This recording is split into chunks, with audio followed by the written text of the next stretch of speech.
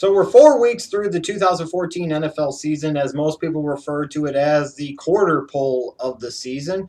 So it's time for me to update my power rankings and give them to you right now. You can look down below at my rankings for all 32 teams.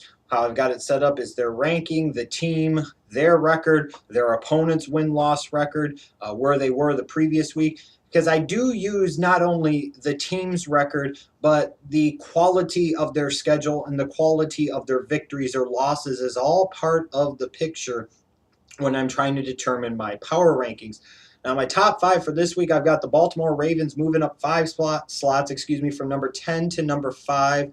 You know, they won very impressively in week 4 over the Carolina Panthers, and this looks like a team that could be in the running with the Cincinnati Bengals all year long in that AFC North.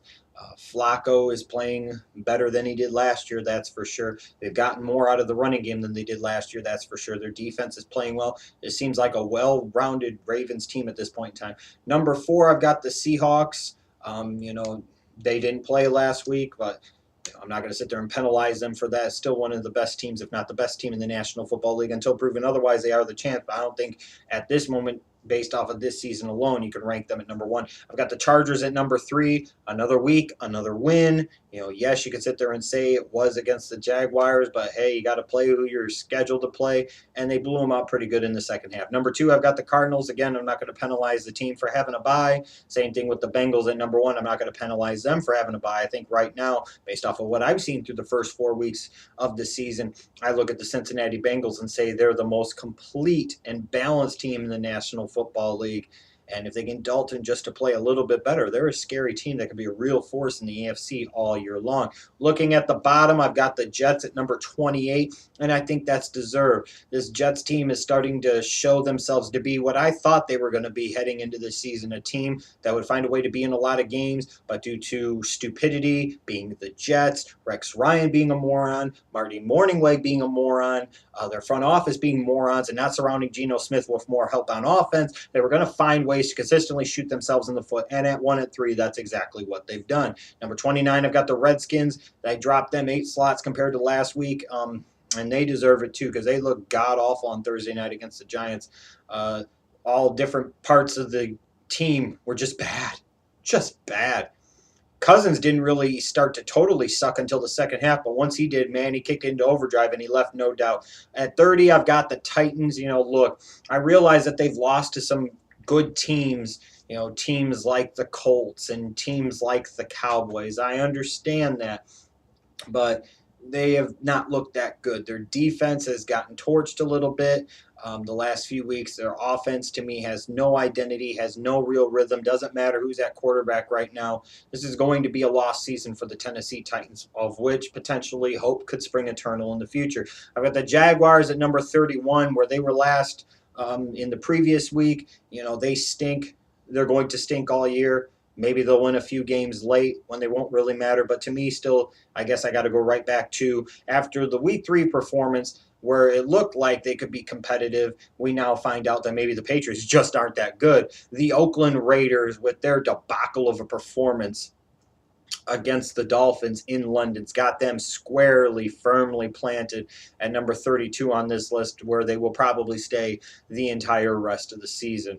What a joke of an organization, and what a terrible, terrible team they truly are in so many different levels. It's just bad. In terms of some of the other things in me that stand out in the power rankings, I've got a couple of 2-2 teams in the top 10. You look at the 49ers, you look at their strength of schedule.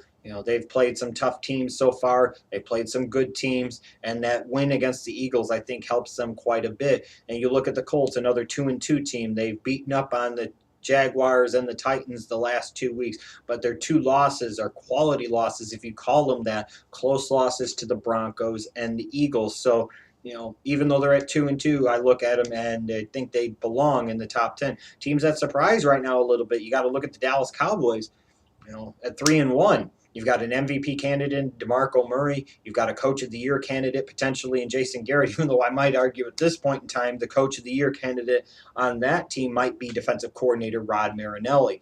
Now, they've beaten some cupcakes, as I would call them, but In the NFL, wins are wins, and 3-1 is 3-1, and that's got you right in the mix in playoff position and in the divisional race in the NFC East. You look at the Detroit Lions, another team at 3-1, have themselves poised in the NFC North to be a factor all year long. The Giants and Chiefs made big moves to me after their performances in week 4. The Giants were impressive all around in many facets of the game against the Redskins on Thursday night. And then the Chiefs similarly so, even more so perhaps, on Monday night against the Patriots. You look at the teams that are starting to move in the downward direction. I look at the New England Patriots. Maybe we just need to face the fact that Bill Belichick, in terms of drafting the past few years, has been a complete and total incompetent moron, which he has been. He's failed to surround Tom Brady with the help he needs. Maybe we also need to face facts that Tom Brady is not the same player anymore, that this Patriots team is a lot of media hype, and they're just frankly not that good, because based off of 4 weeks, you would be prone to think that. They've been that bad. The Chicago Bears, the lucky breaks and shit they had taken advantage of the previous 2 weeks didn't happen in week number 4. To me, I moved them down 6 slots. The Bears, to me, in week 4 showed more of who they might be all season long. A team that 1 week finds a way to win, and you're like, oh my God, this could be it. Then the next week, Cutler plays like a douche. The defense gets torched, and you're right back in the same damn boat of, well, what the hell is going to happen? Look at the Carolina Panthers, too. Their poor play on the offensive line, their lack of talent on the offensive line is starting to show. Their lack of depth on offense is starting to show. Their defense obviously is not playing as well the last 2 weeks. If their defense, regardless of the offensive line and troubles with the running game and injuries to Cam Newton, if their defense doesn't get back quickly to playing at the level they did in 2013, it could get very ugly for Carolina very, very soon. So again, I've put all my power rankings down in the description box below. You are welcome to chime in with your thoughts. Let me know who you think are the best and worst teams in the National Football League after 4 weeks of the season. Let me know what teams you think in the next couple of weeks are going to make big moves up or big moves down the board.